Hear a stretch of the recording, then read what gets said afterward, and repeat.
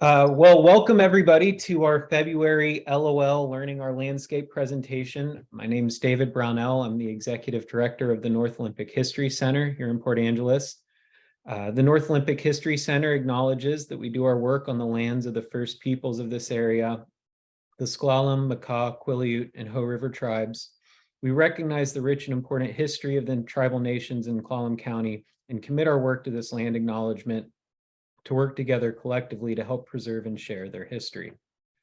As always, today's presentation is being recorded and will be posted on the Jamestown Tribal Library's YouTube page at YouTube/JST Library. If you know anybody who couldn't tune in for the live performance. So without further ado, let's go ahead and get started. Just a second here, sorry. Okay, so today we are taking a look at the Lyre River. So a little bit of background facts for everybody. The Lyre River is the river that drains Lake Crescent. It's a relatively short river, less than 17 miles long. Its basin covers over 66 square miles. Interestingly, it's the only river on the North Olympic Peninsula that's fed by a natural lake. And so that gives the river itself a very unique water chemistry. It gives it normally a warmer temperature than our other rivers on the North Olympic Peninsula, and a unique flow. At river mile 2.7, there's a small waterfall that restricts salmonids to basically the lower 2.5 miles of the river. There's a pretty impressive run of fall chum on the Lyre every year, in addition to coho and winter steelhead, and then low numbers of Chinook and pink salmon have been recorded in the river. The Lyre has historically had one of the most abundant chum populations on the strait. They're unique for a couple reasons. Usually chum salmon prefer a river that has a very large estuary. The Lyre River has almost no estuary to speak of.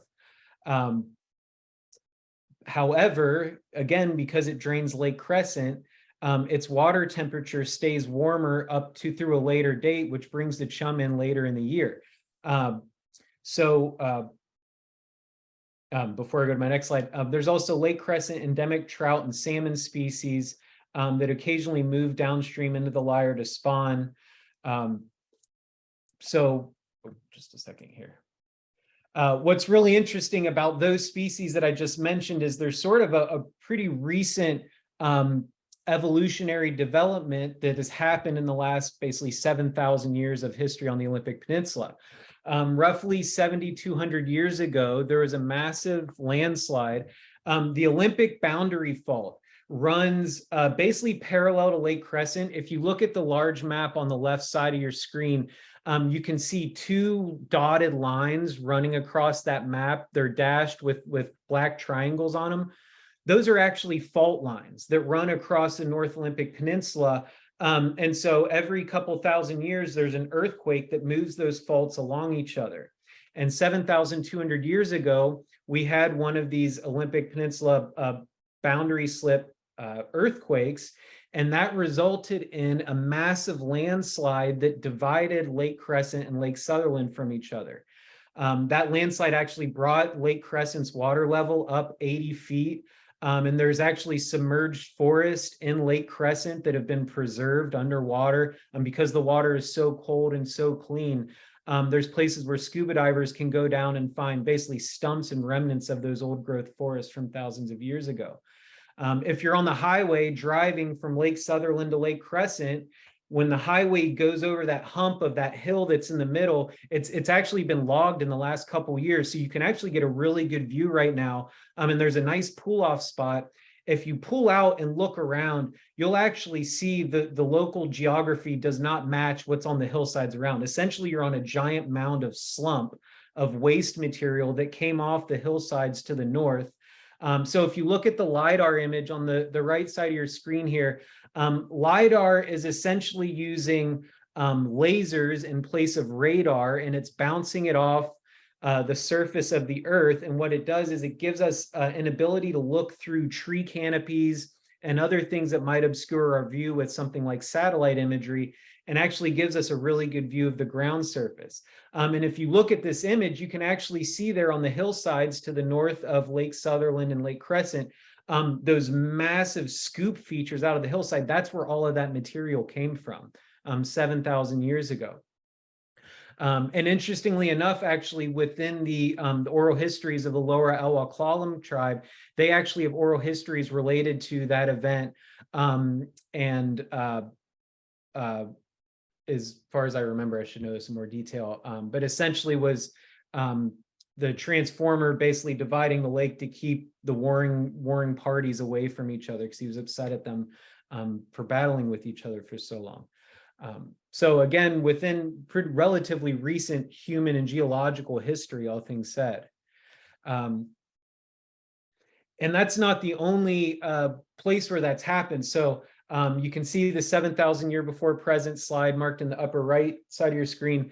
Then you'll see just directly below that is another massive slide that happened at Sledgehammer Point around 3,100 years before present. And then you can see that there have been additional slides over there off of Pyramid Mountain in multiple places where there's scarps now marked out. And then you can see with the bathymetry here from the National Park Service, you can actually see all of that material deposited on the lake bed. And there's actually been some really interesting work recently where they've taken cores out of the lake bed, and they look at, they're called turbidites. So typically in a lake system like Lake Crescent, what you get is low amounts of sediment washing out into the lake from creeks and streams that slowly particulates down and silts the bottom of the lake in a nice fine silt layer. But then what'll happen with these mass wasting events is you get what are called turbidites, which are like chunks of dirt and rock and mud and all this stuff churned up together. And so you'll get beds of turbidites in between beds of silt. And then what they're actually able to do is match up these different layers of turbidites from different places across the lakes, and then actually date those and start matching up dates specifically to these different slides around Lake Crescent. On my next slide, there will be a link that I highly recommend anybody who's interested in this history to check out. A gentleman by the name of Carl Wegman, who's actually from Port Angeles, a geologist, did a presentation for the Quimper Geological Society a year or two ago, and recorded an hour-long presentation on this stuff that's absolutely fascinating. But so again, you can see Lake Crescent is draining the lake out of its northern tip there. Again, that just started when the lake got cut off from Lake Sutherland 7,000 years ago. Previously, Lake Crescent had drained out through Indian Creek, which now drains Lake Sutherland, into the Elwha River and then out into the Strait of Juan de Fuca, which is the way that those salmonid species would have originally made it to Lake Crescent 8,000 years ago or farther back. Then they were suddenly cut off 7,200 years ago, and now they've started to evolve into their own subspecies, which is just really interesting. Okay, so what's another really interesting thing about the Lyre River is culturally it's sort of in kind of an overlap area between the Makah usual and accustomed area and the Klallam usual and accustomed area. And we know from ethnographic sources that there was a presence of both the Squallam and Makah at the mouth of the Lyre, especially around the timing of the chum salmon run in late fall, early winter. There's reports of a Squallam settlement, possibly a large camper village, most likely a seasonal camp. There probably wasn't enough resources there in terms of food to support a year-round village at that site. So it probably would have been a more seasonal encampment that lasted maybe 2 to 3 months. On the east side of the Lyre, and then reportedly the Makah maintain a smokehouse on the west side of the river and camped at this location during the fall chum salmon run. And there's oral history accounts within both tribes of them actually fighting wars over the chum salmon in the Lyre River. And the reason for that, the reason those chum salmon were such an important resource, as we mentioned earlier, they're a very late run of salmon on the Olympic Peninsula when most of the other rivers aren't as productive. They're also chum salmon. The meat in chum salmon has a much lower oil and fat content than other salmonids, which means that when you smoke that, when you fillet the salmon and smoke the meat, it'll actually smoke into a very hard, almost like a brick, super hard. It feels like a piece of wood. And that chum salmon, that preserved chum salmon will last for years. So it's an incredibly important food resource that preserves very, very well, can be transported relatively easily. And again, was one of the largest chum salmon runs on the Strait of Juan de Fuca, not just the Olympic Peninsula. So incredibly important resource. And from the perspective of the way that tribal resources were managed, it absolutely makes sense that both of those tribes would have had access to this resource, because there was probably some sort of intermarriage or family arrangement between some Squalum families and a Macaw family that intermarried and shared resources. That's the way that the things were sort of set up across the Strait of Juan de Fuca and Puget Sound. Resources weren't controlled administratively by a single tribal government entity, because those didn't exist 200 years ago. Resources were controlled by individual families that inherited rights to those resources and then passed those rights through either direct lineal inheritance of their children, or through marriage, or through some other arrangement that they allowed access to those resources from another party. So all in all, just a really interesting area with some really interesting overlaps.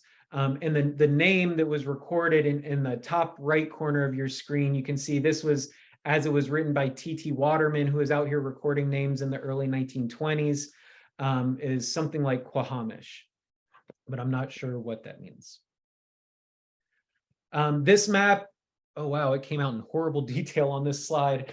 This is a map actually created by George Gibbs when he came out here prior to the signing of the Treaty of 1855. George Gibbs was an ethnographer, an anthropologist, early anthropologist sent out by the federal government to try and learn as much as possible about the tribes of Western Washington and the Olympic Peninsula, their languages, their locations, where their villages were, what their areas of interest, if you will, or their areas of culture were.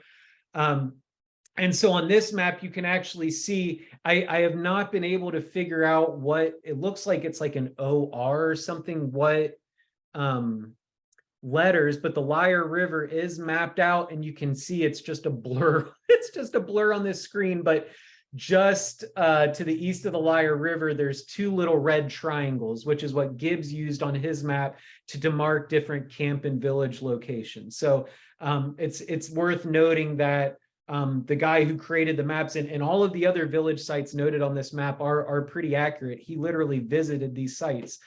So it's worth noting that there would have been some sort of an occupation there when Gibbs went by in the 1850s.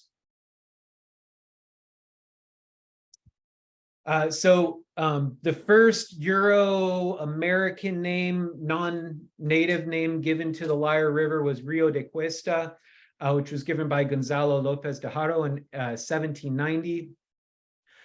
Then when Captain Henry Kellett came through in 1847 was when it was first recorded as the River Lyre.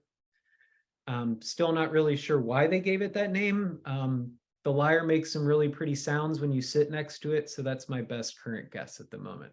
By the mid-1800s, probably 1850s, 1860s, you had families like Michael and Rachel Minihan begin to move into the Lyre River area, clearing small homesteads. In 1883, a gentleman by the name of William Barker, who was actually originally from England, then lived in Dungeness for a period of time before he moved out to the Lyre. Moved there in 1883 with two children, Ida May and John F. He constructed two homes, a barn, a chicken coop, a stone house, a bridge, and then there was an orchard and 4 acres of fenced land. And the image that you see on the right side of your screen is the Barker Homestead buildings that would have been on this would have been to the on the west side of the Lyre.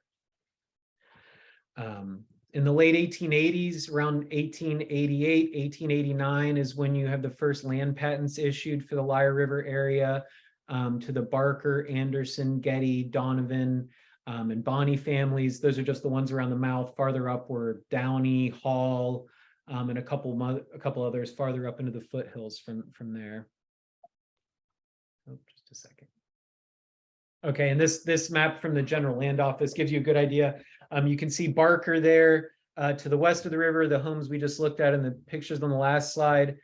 Miss Fanny Anderson owned a house, owned a small home that was apparently to the south of Nelson Creek and to the east of the river, which is a really interesting area because there's not much flat land in that little area where the Lyre and Nelson Creek come together, and it's kind of swampy, but apparently she had a little house down there. And then over farther to the east, you can see Getty's property marked there with R. Getty. And I really enjoyed a lot of this information comes from a report, an unpublished report that Janet Blazer Norman did that's absolutely fascinating. And a copy of it is on hand at the Joyce Depot Museum. And I highly recommend if you're ever going through Joyce on a Saturday, please stop and visit Margaret Owens. It's an absolutely fascinating museum with lots of tidbits of this history. From her report is this little snippet from the local newspaper talking about William Barker and the improvements that he made on his farmland. All of his root crops, such as turnips, beets, or rutabagas, return 50 tons to the acre. Timothy hay, 3 tons, wheat, 80 bushels, oats, 75 bushels. Potatoes yield between 300 and 400 bushels, while carrots and parsnips amount to 1,200 bushels per acre. Cabbages reach 18, 20, and 24 pounds each. A 24-pound cabbage is a pretty serious cabbage. That's some impressive soil they had out there on the Lyre, still there. So in 1891, Robert Getty began construction of a small logging town on his property just east of the mouth of the Lyre River. It was described in the Port Crescent Leader in April 1891 as the good-looking Papa of Gettysburg, a hustler from the tall timber. Getty was the first postmaster in Gettysburg, and there was also a Sunday school started by Reverend Raleigh of the Tacoma Congregational Church. Already by 1892, there was desperate need for more space in the town, so Getty expanded by adding a new store, a hotel, a boathouse, and a warehouse. The Gettysburg Hotel officially opened in March of 1892, and there were 3 miles of logging road, later converted to train track, constructed inland. The Democratic Club was organized at March 5th. You can see in this picture, the track is essentially a log roller track, and then you can see in the distance at the very end of it, there's an oxen team that were used to pull the logs down the roller track from the foothills. And there were a couple different places where they actually built chutes that would take logs down the hillside. Then within 10 years, they basically replaced the oxen track with a steel track and a steam railroad. You can see the started construction of a breakwater there, offshore, initially constructed with logs and then later covered with stone. And the house right here in the foreground belonged to Miss Hall, the wife of I believe it was Stephen Hall, who owned, along with Mr. Bishop, Holland Bishop Logging. And just to give you some perspective of what we're looking at in that picture, this yellow V gives you an idea of sort of the viewpoint and where you're looking at Gettysburg. And you can actually see where Getty and Holland and Bishop Logging constructed a breakwater. That breakwater is still partially extant out there offshore, and on a really low tide, you can actually see it almost looks like a rocky spit sticking out from the shore. I will note that this is all on private property, so please don't go out and try and march down to Gettysburg today because there's a private home on that property, and They would not like that. Here's a photo of the Gettysburg Hotel. It measured 24 by 30 feet with an addition that measured 16 by 24 feet on the first floor. The first floor housed the store, the post office, the dining room, and the kitchen. And then on the second floor were sleeping apartments. I like the caption from this photo in our collection is the bicycle belonged to Lyle Beam, who rode from Port Angeles to see his school teacher girlfriend. So that's some serious commitment right there to ride all the way up from town on a bicycle. And not on the Discovery Trail as it is today either. Okay, so this is as it looked about 10 years later. You can see in this picture that they've switched from oxen to a steam engine. You can see that there's a massive log deck there. The hotel is there all the way at the far end, right before you get to the shore. Stephen Hall and William Bishop owned the timber on their homesteads. Then they also purchased logging rights from other locals like Miss Downey. They employed up to 80 men in their logging camp. And you can see at this point the hillside up here above Getty's property had been logged. It hadn't in the previous image. So in the 1880s and 90s, the Barker and Minihan homesteads were logged by Myers and Van Allen, a group of about 20 men, produced about 3 million feet of choice virgin timber. Absolutely massive trees in this area. Purchased on stump at $1 per 1,000 feet. Most of that timber was sold over in Victoria, though some of the logs did make it to Port Angeles.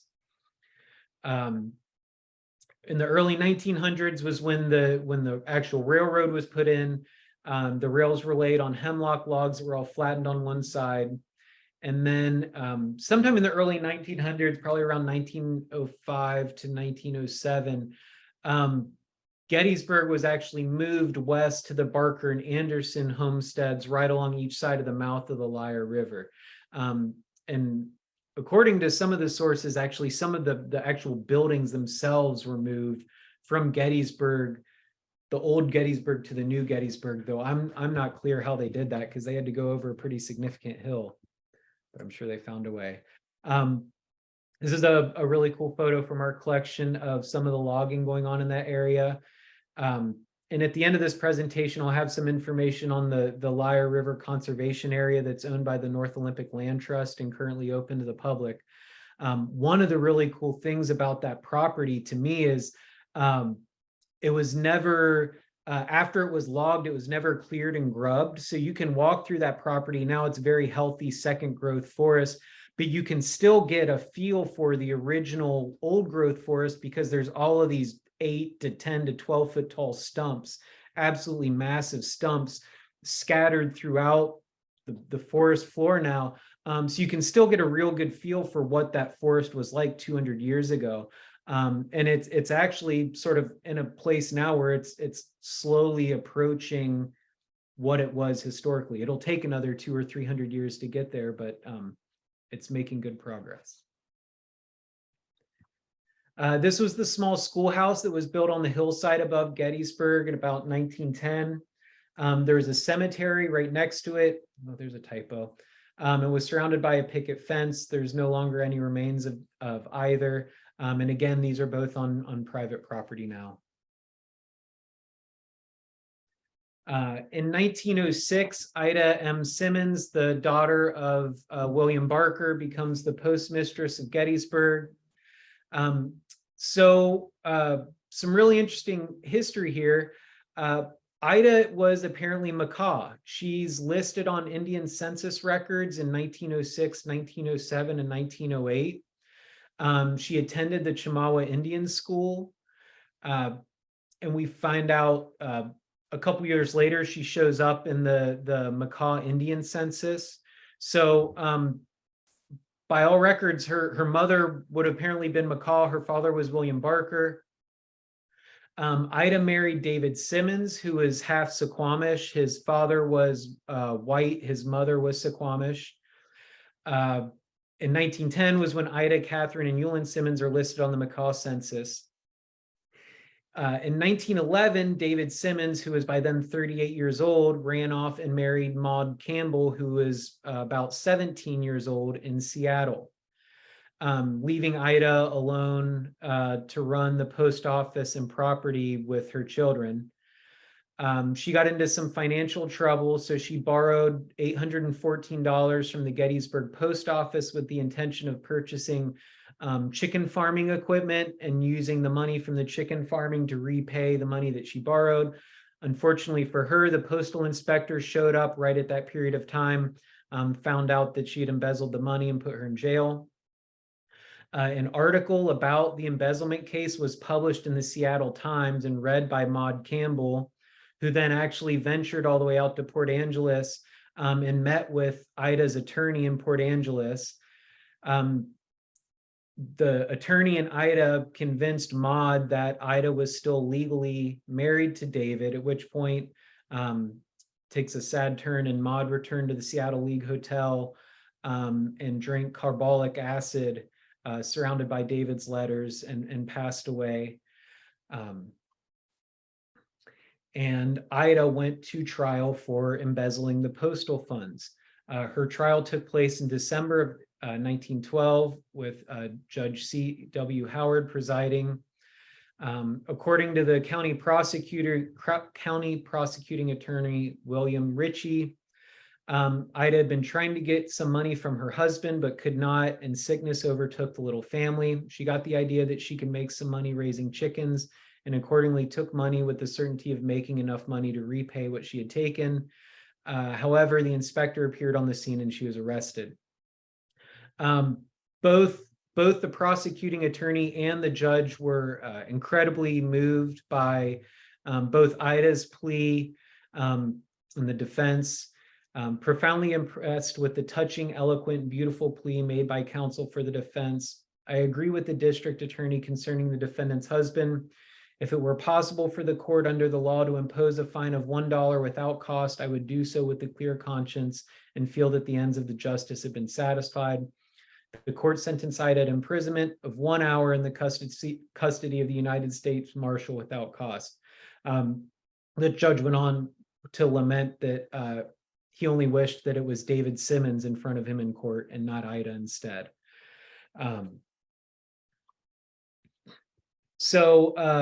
As a result, David Simmons then relinquished rights to the Barker homestead property to Ida in 1912. Around then, Ida sold a majority of the property to A.W. Mackey, who became the new postmaster, and then established the Mackey Mill and Mercantile Company on the east side of the Lyre Company, which was really a shingle mill making cedar shingles. Some buildings may have been moved from Gettysburg to the new location. Ida continued to run a laundry service until she moved to Seattle sometime around 1914 or 1915. And it's interesting, locals will tell you, and also fishermen will tell you, that there's a fishing hole on the Lyre River that's called the Laundry Hole, may be in some way or somehow connected to Ida's laundry service. The picture on the right side here shows you the Barker homestead, and then you can see over on the other side of the Lyre River, there's a couple buildings there. That's the Mackey Mill.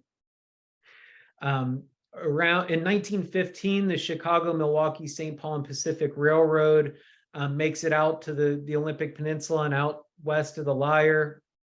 And that starts the beginning of the slow decline of Gettysburg. And that story is true for a lot of small communities across the North Olympic Peninsula.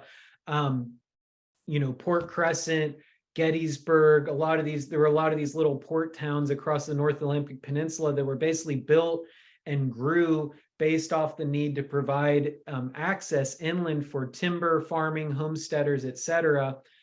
Basically because all of the transportation was occurring by boat on the Strait of Juan de Fuca via ships, canoes, steamers that would drop people off these little ports.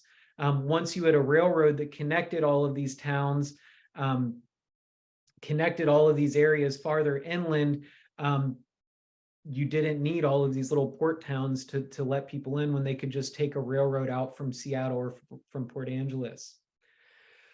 In 1916, the Mackey property was foreclosed and sold at auction here in the Clallam County Courthouse to Grover Norman for $2,019.52. And then 30 years later, the property, then known as the Gettysburg Ranch, was sold to Norman and Mildred Brooks, with still the original ranch house was still in existence at that time, along with a barn, chicken coop, several sheds, and an outhouse.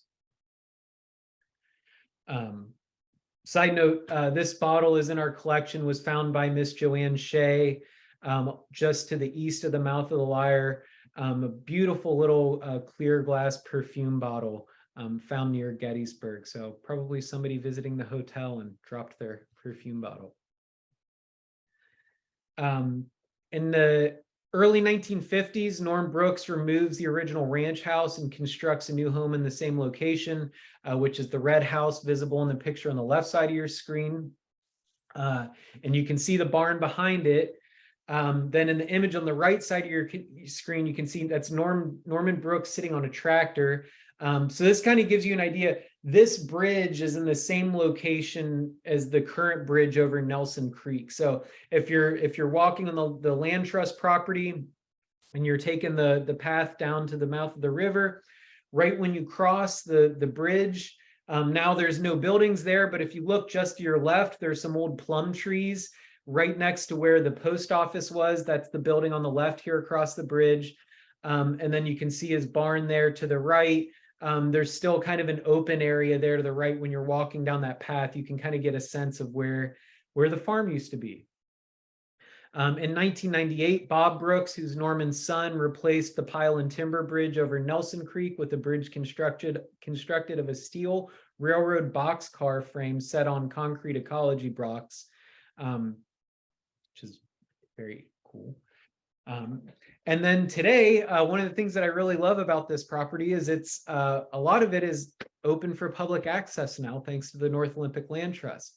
The Land Trust acquired the 280-acre Gettysburg Ranch property in 2014 with funding assistance from the Washington Puget Sound Acquisition and Restoration Fund, the Marine Shoreline Protection Fund, and Estuary and Salmon Restoration Program, along with the donation from the previous owners.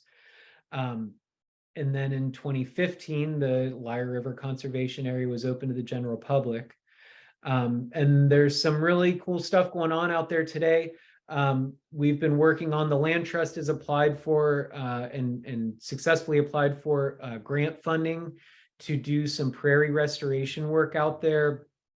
Just on the east side of the Lyre River mouth, there's actually a small intact remnant prairie with some of the really important native plant species that were used for medicinal and culinary purposes. So we're gonna be working on restoring those a prairie out there at the mouth of the river. And the timing on that is really good because you can see from the picture in the bottom right here, there's a lot of erosion going on out there at the mouth of the Lyre too.